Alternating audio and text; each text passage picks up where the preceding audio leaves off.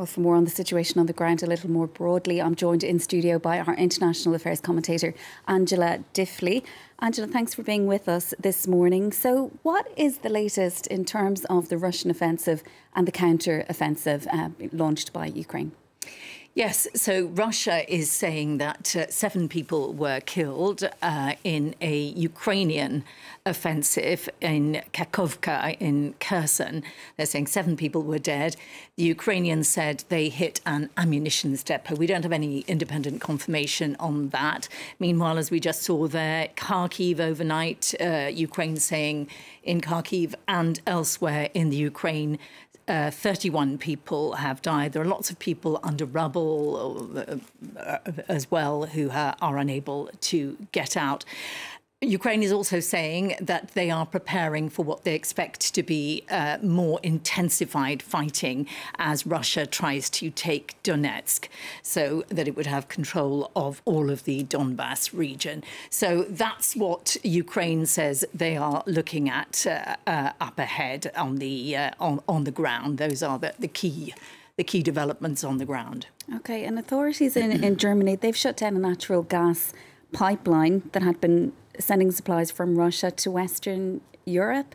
How concerned is Berlin now about gas supplies? Yeah, this is after yesterday Russia said that it had to do maintenance work on the pipeline, the Nord Stream 1 pipeline, which supplies gas, Russian gas, to Germany and other countries. But it's particularly a problem in Germany because the German economy relies so heavily on Russian imported gas. And indeed, most German homes are heated by German gas. So it's an enormous problem there.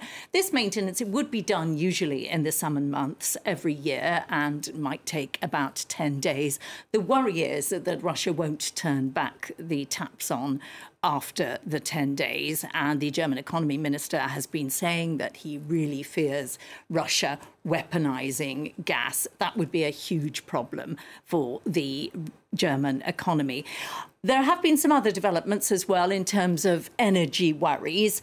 Today, the US Treasury is speaking to Japanese officials. This, again, following, do you remember the G7 summit when they talked about this idea again, very much pushed by Joe Biden, of trying to impose some kind of price cap on Russian oil being exported. And the idea is to allow Russia to make enough money for it to be to cover its production costs on its oil, but not enough for it to make enough of a profit for that to help finance its war on Ukraine. And this idea has been floating around. It's been very much pushed by Biden. The idea would be that insurance rules, because a particular body covers pretty much all of the shipments of oil around the world. So if that body signs up to making it part of insurance rules that Russian oil can only be sold at a certain price, then this thing could work. But there are enormous problems with this idea, and a lot of industry analysts are very sceptical.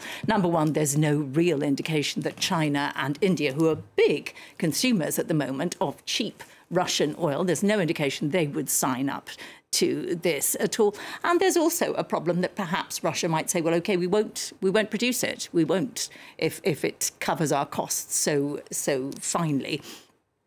Another development worth mentioning today is that there will be talks between Turkey and Russia with a view to trying to get some movement on opening Ukrainian ports so that grain might be exported amidst the worry of this global food crisis. And that's ahead of a summit which is supposed to be coming up between Erdogan and Putin. That would be the first time that Putin has spoken to a NATO leader face-to-face since this invasion began.